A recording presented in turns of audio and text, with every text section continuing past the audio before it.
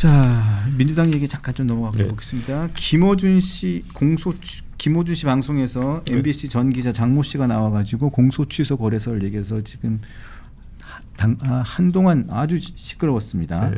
자, 어제 경기도지사 출마를 선언한 친명계 네. 한준호 의원이 나왔어요. 네. 나왔는데 아마 그래서 경기도 출마하는 사람들이 다 나와서 나왔던 것 같아요. 네. 관련해서 한번 내용을 잠깐 들어보겠습니다.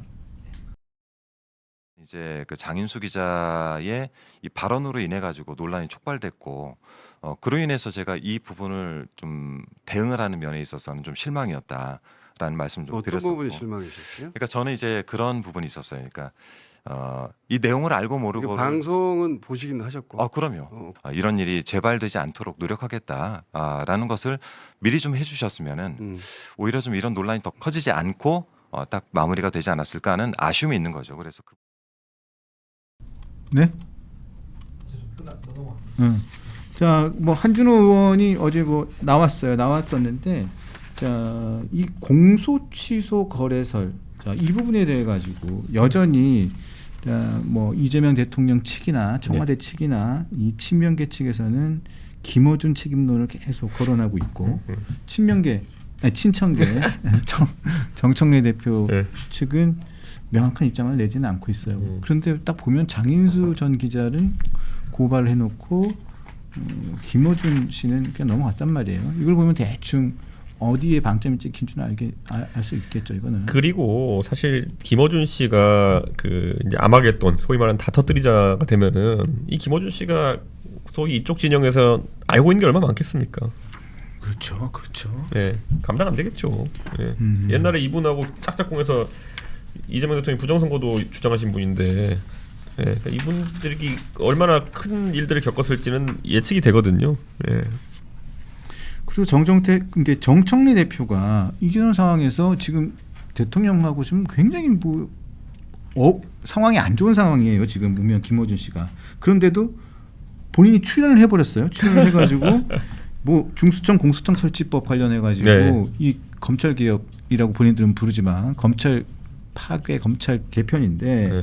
2심 정심 얘기하면서 네. 자 공소청 중수청 이거 없애는 뭐 대폭 권한을 없애는 거는 대통령 청와대의 뜻이었다 이런 식으로 얘기를 해버리면서 굉장히 말이 더 꼬이는 상황이 돼버렸는데. 그렇죠.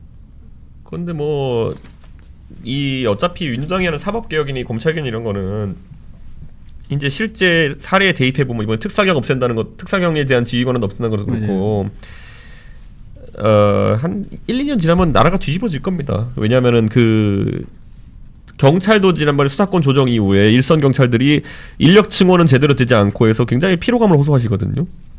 그런데 저는 국민들이 이런 만약 이런 거 하려 그러면은 경찰이나 아니면 다른 수사 주체에 굉장히 그 법률 전문가들 이런 분들을 많이 확충하는 것부터 해놓고 했어야 되는 거거든요. 지금은 그냥 툭 그냥 그 이 새로운 신설 조직만 진짜 애만 나와서 던져놓는 그런 상황이거든요. 지금은 저는 이거는 문제 터질 거라고 봅니다. 앞으로. 자 그리고 또 바로 조금 전에 네. 이재명 대통령이 네. 또 글을 하나 올렸습니다. 이거 조폭 연루설 관련돼 가지고 모두사 언론사가 그것이 알고 싶다 SBS잖아요. 근데 근데 지난번에도 한번 SNS 글을 올렸었는데 이번에는 이재명 조폭 연루설을 만든 그것이 알고 싶다는 과연 순수하게 추후 보도할지 한다면 그것은 어떤 내용인지 보도할지 궁금하다. 그알 PD의 기적의 논리, 김상중 씨의 리얼 연기 덕분에 졸지에 살인 조폭으로까지 몰렸다. 이 방송은 나를 제거하기 위해 동원된 물리적 테러, 검찰을 통한 사법 리스크 조작, 언론을 통한 이미지 훼손 작전 중의 하나로 보입니다. 저는 윤석열이 망한 딱 하나 이유는요. 네.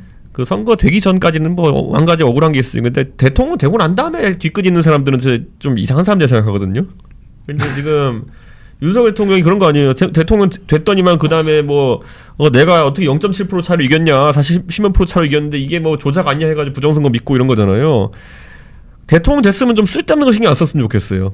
예, 지금 이재명 대통령이 그 방송 때문에 진짜 조폭이라고 믿은 사람이 다수여가지고 뭐 조폭 연루설 때문에 피해 입었을 것 같으면 대통령 안 됐죠.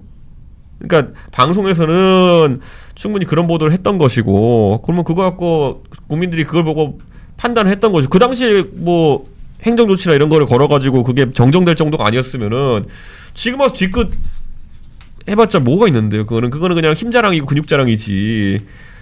저는 만약 제가 대통령 되잖아요. 아이고 세상에 이렇게 관대한 사람이 될 수 있을까 싶을 정도로 아무 말 안 할 것 같아요. 과거에 대해서는. 근데 이렇게 해버리면 당장 그것이 알고 싶다. SBS PD부터 해가지고 방송국부터 해가지고 진행자 이거 어떻게 이 사람들 부담 느끼고 확 부담감 느끼고 압박을 느껴서 이거 어떻게 그 다음부터 이거 방송을 할 수 있겠습니까? 물론 이 부분에 대해서는 장영하 변호사가 이 지금 대법원까지 판결을 받아서 법적인 책임을 집니다. 네. 자, 그 부분은 그 부분인 것이죠. 그리고 이기인 사무총장이 얘기한 거에 따르면 이 사안과 별개로 또 다른 사안이 있다고 얘기를 그렇죠. 하더라고요. 요것 때문에 묻혀버리는 사안들이 너무 많아서 안타깝다. 그러니까 저는 진짜 대통령의 권력이라는 거는 그러니까 권력은 크지만은 국민들에게 전달한 메시지와 그걸 쓸 수 있는 방법은 유한하거든요.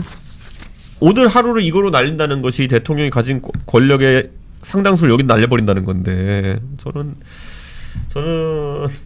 이거 그러니까 도널드 트럼프라는 사람이 공식적인 개선과 라인을 거치지 않고 자기가 하고 싶은 말 소셜 미디어에 막 올리고 하는 게 저 나라의 리스크가 된 것처럼 지금 이재명 대통령도 이거를 참모회의에서 해가지고 이렇게 하자고 올렸으면은 그 참모를 다 잘라야 되는 거고요. 본인이 그냥 참모들한테 못할 말을 그냥 이렇게 소셜 미디어로 날리는 거면은 이건 굉장한 뒤끝입니다.